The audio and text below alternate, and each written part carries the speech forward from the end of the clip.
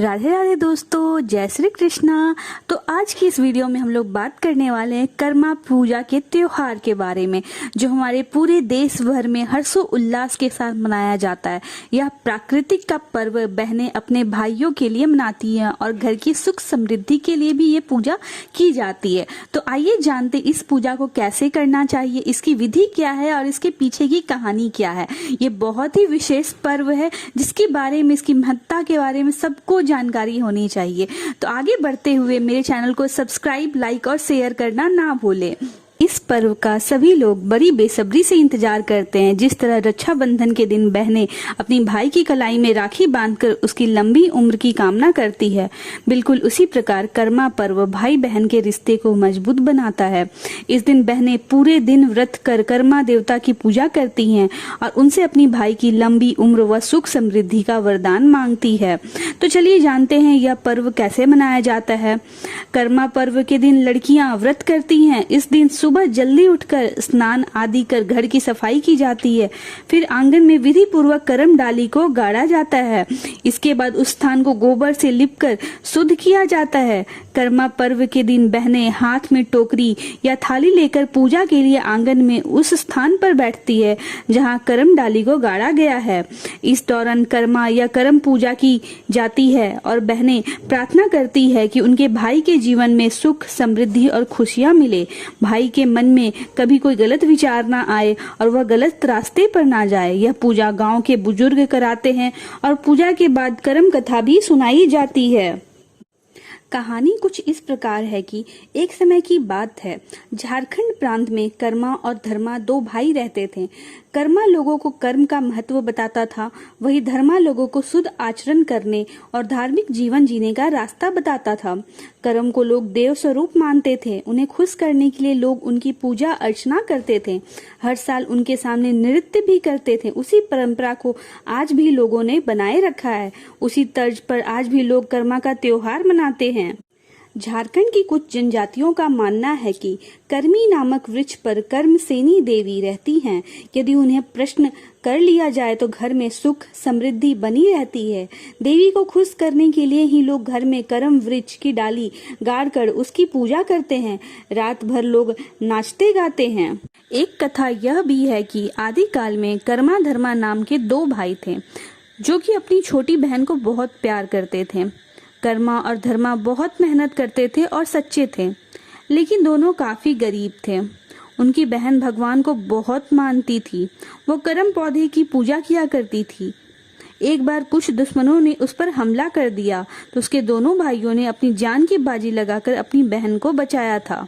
तब बहन से करम पौधे से अपने भाइयों के लिए खुशी सुख और धन मांगा था, जिसके बाद उसके दोनों भाई काफी धनी हो गए और वो इस खुशी में अपनी बहन संग करम पौधे के आगे काफी नाचे गाए थे। तब से ही करम पौधे की पूजा भाई बहन करते हैं और नाचते गाते हैं। इसे करम नाच भी कहते हैं। इस दौरान भाई बहन कर्म के पौधे की पूजा करने के बाद ढोल नगारों पर नाचते और गाते रहते हैं।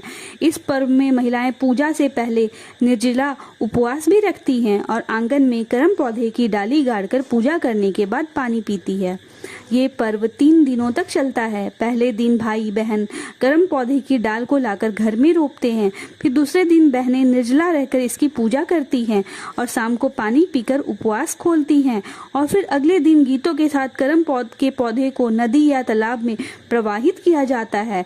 इन 3 दिनों में घर में जश्न का माहौल रहता है। घर में काफी पकवान बनते हैं। तो आइए जानते हैं इस साल कर्मा पर्व कब मनाया जा रहा है। हर साल कर्मा पर्व भाद्र माह के शुक्ल पक्ष की एकादशी तिथि को मनाया जाता है। वहीं इस साल 25 सितंबर को कर्मा पर्व का व्रत रखा जाएगा। कर्मा पर्व का मुख्य उद्देश्य होता है बहन अपने भाई की सुख समृद्धि के लिए एकादशी के दिन व्रत रखती है। इसके साथ ही अच्छी कृषि और प्रकृति से अच्छी फसल की कामना की जाती है। ये जानते हैं इसकी पूजा की विधि क्या है, इसे हम कैसे कर सकते हैं। कर्मा धर्मा का व्रत रखने के लिए व्रत के पहले दिन प्रातः काल के समय महिलाओं और लड़कियों को बालों को धोकर अच्छे से स्नान कर लेना चाहिए। उसके बाद व्रत के दिन सुबह 3 या 4 बजे खाना बनाकर खा लेना चाहिए। शाकाहारी खाना होना चाहिए। 4 बजे के बाद पानी की एक बूंद भी नहीं पीना है। इसके बाद व्रत के दिन शाम के समय महिलाएं जिस स्थान पर पूजा करना चाहती उस आंगन में साफ सफाई की जाती है। वहां विधिवत तरीके से करम डाली को गाड़ा जाता है। उसके बाद गाय के गोबर से लीपकर उस स्थान को शुद्ध किया जाता है। बहनें एक सजी हुई टोकरी या थाली लेती हैं और करम के राजा की पूजा करने के लिए आंगन में बैठ जाती हैं। उसके बाद सेब, केला, अमरूद, खीरा काटकर उसमें चिड़ाड़ा मिलाकर किसी थाली या छोटी टोकरी में रख दे। आंगन में कर्म वृक्ष की एक शाखा खोदकर जमीन में पौधे की तरह लगा दे और डाल के सारे फलों में से एक एक लेकर उसी कर्म वृक्ष की डाली में डाल दे। इस फल को जितनी भाई होते हैं उतनी बार डाली में रखा जाता है। करम राजा से प्रार्थना किया जाता है कि हे करम के राजा, मैं अपने भाई के सुख समृद्धि की कामना करती हूँ। उसे कभी भी गलत रास्ते पर ना जाने दे। यहाँ बहन शुद्ध विचार और त्याग की भावना जगाती है। यहाँ भाई बहन का असीम प्यार नजर आता है। पूजा के बाद कर्मा धर्मा की कथा सुनाई जाती है। पूजा समाप्त होने के बाद कर्म कथा सुनाई जाती है। कहानी में कर्म और कर्मा धर्मा की कहानी बताई गई है। कहानी का मुख्य उद्देश्य अच्छे कर्म करना है। कहानी खत्म होने के बाद सभी लड़कियां करम डाली को गले लगाती हैं। इसके बाद रात भर डांस सॉन्ग चलता रहता है। तो आइए जानते हैं कर्मा धर्मा पूजा की कहानी। ऐसा कहा जाता है कि कर्मा धर्मा 2 भाई थे।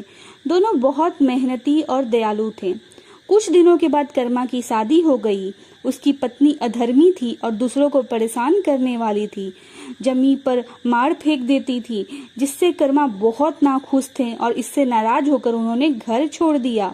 उनके जाते ही सबके कर्म भाग्य चले गए और वहां के लोग दुखी रहने लगे। धर्मा ने लोगों की परेशानी नहीं देखी गई और वह अपने भाई को खोजने निकल पड़ा। कुछ दूर चलने के बाद उसे प्यास लगी। कहीं पानी नहीं था। दूर एक नदी दिखाई दी। वहां जाने पर उसने देखा कि उसमें पानी नहीं है। धर्मा ने सोचा कि जब से कर्म भाई यहाँ से चले गए हैं, हमारे कर्म फूट गए हैं। यहाँ का पानी सूख गया है। कुछ दूर जाने पर एक आम का पेड़ मिला। उसके सारे फल सड़े हुए थे। उसने धर्म को यह भी बताया कि जब से कर्म चला गया है, हमारे फल ऐसे ही बर्बाद हो जाते हैं। मिलते हैं तो उन्हें बताओ और उपाय पूछो। वहां से धर्म आगे बढ़ा। आगे उसे एक बूढ़ा मिला। उसने बताया कि जब से कर्मा यहाँ से चला गया है, तब तक उसके सिर का बोझ तब तक नहीं उतरता जब तक कि 3-4 लोग एक साथ नहीं आ जाते। इसलिए कर्म को यह बताओ और उपाय बताओ। धर्मा वहां से भी आगे चला गया। उसे एक स्त्री मिली। स्त्री ने बताया कि जब से कर्म चला गया है, खाना पकाने के बाद बर्तन हाथ से चिपक जाते हैं, तो इसके लिए क्या उपाय किया जाना चाहिए। धर्मा आगे बढ़ा। चलते चलते वह एक रेगिस्तान में पहुंच गया, जहां उसने देखा कि कर्मा सूरज की गर्मी से परेशान है। उसके शरीर पर फोड़े निकल रहे हैं और वह बेचैन हो रहा है।